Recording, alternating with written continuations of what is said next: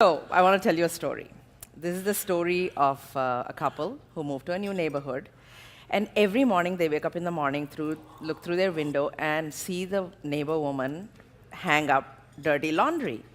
And they wonder every day, why is the laundry dirty? So one day, the wife wakes up and sees that the laundry is clean. She runs to her husband and said, honey, the laundry is finally clean. And the husband says, honey, I woke up early today and washed our windows. Mick, you're supposed to laugh, okay? And, I want to frame the theory of change in that because I think when we want change, we look at seeing how should others change, what's wrong with others. But really the point is we need to change. Not just a little bit, but drastically we need to change. And when I first left India to go to America, I was 21. I couldn't wait to leave. I was looking at India from my window of, it's a place that always told me to be a good girl, do this, do that, don't ask questions, you're a problem, you're a trouble. I just hated it.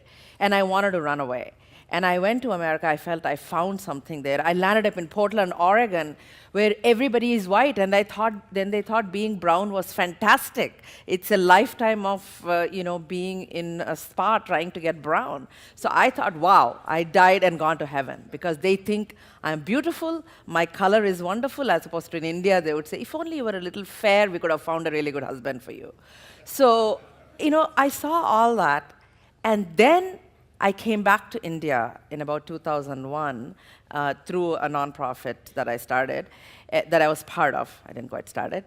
And I realized when I traveled the length and breadth of India that I was looking at India through my colored window. But really, the amount of innovation that was going on, the amount of amazing things that were going on, was just fantastic.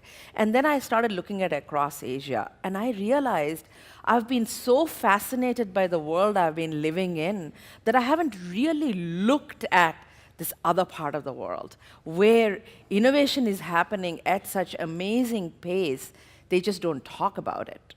It is an entire continent that doesn't tell its story. And I felt that is the one thing we need to do, is to tell our stories in our own voice, in our own accent, in our own imperfection, in our own garb, in our own way. Because the homogenization is a result of industrial revolution, but mass customization is the future. So what are we going to do about it? So I want to leave you with, leave you meaning I'm not finishing in the next minute, I've got 3 more minutes. I want to do my talk in sewing, how you put things together. And the acronym is SEW. And the 3 words that I feel that are going to be important for the organization of the future, number 1 is stories. We have to tell our story in a whole different way. In the Industrial Revolution, we said, we'll do advertisements, we'll blast it through the world, we'll spend millions of dollars to do one ad, get the celebrities to endorse, and that's how we told our stories. Now we need to tell our stories in a whole different way, because our young people are looking to us and saying, what do you stand for? Who are you? How are you making sure your carbon footprint is taken care of so I get into a world that matters to me? They are looking to us to tell the story in a very, very different way.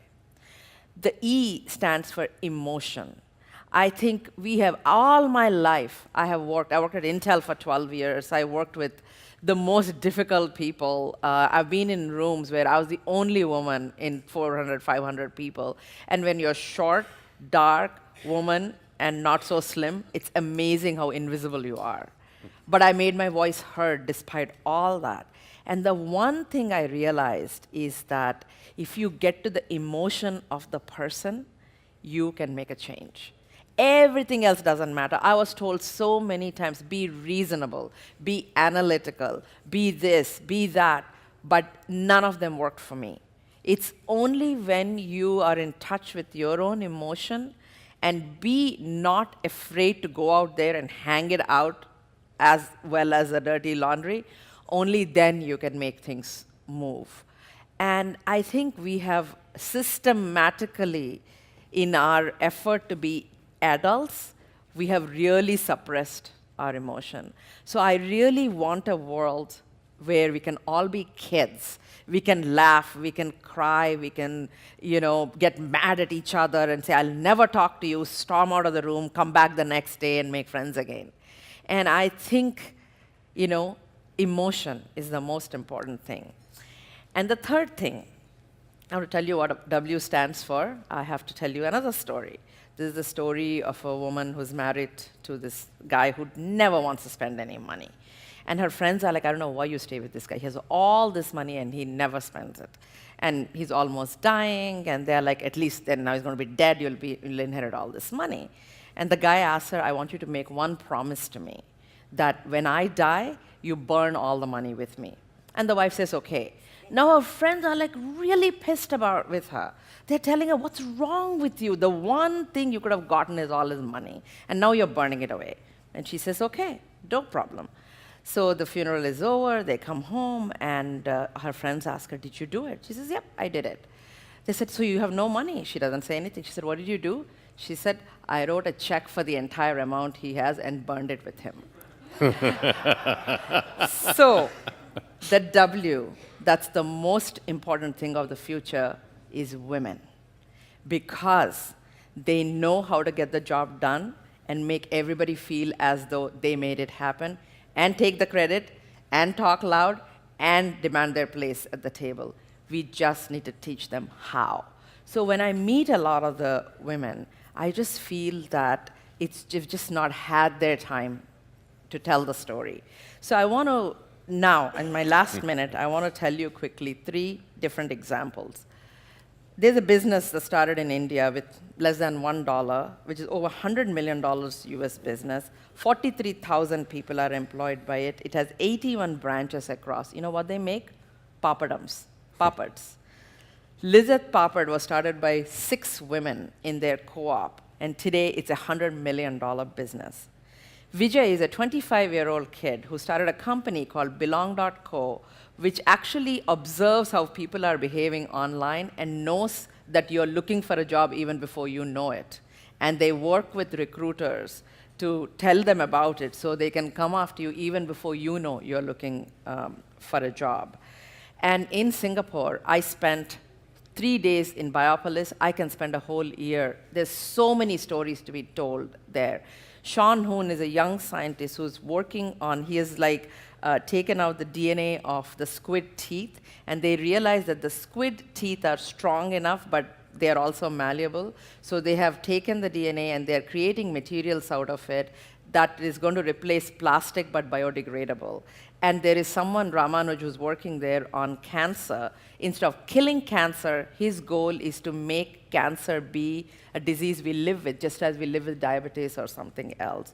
So I just want to say that all these stories show that if we look at Asia, if we look at parts of Europe, if we look at Middle East, there are amazing stories that are happening.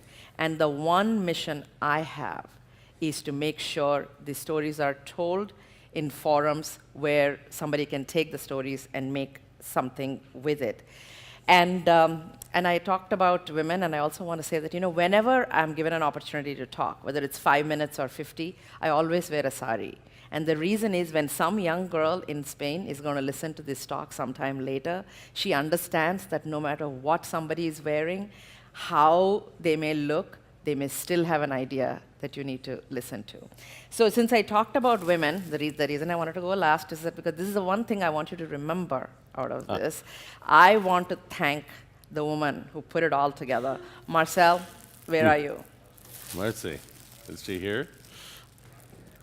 See, she's getting something done out there. Yeah. But anyway, this is something, there she is. So, we thank everybody, but she's the woman who's been you. She's the woman who's been, working with me to make sure I got my visa, I got here, and my hotel reservation got changed, everything. So to the woman who made it all happen.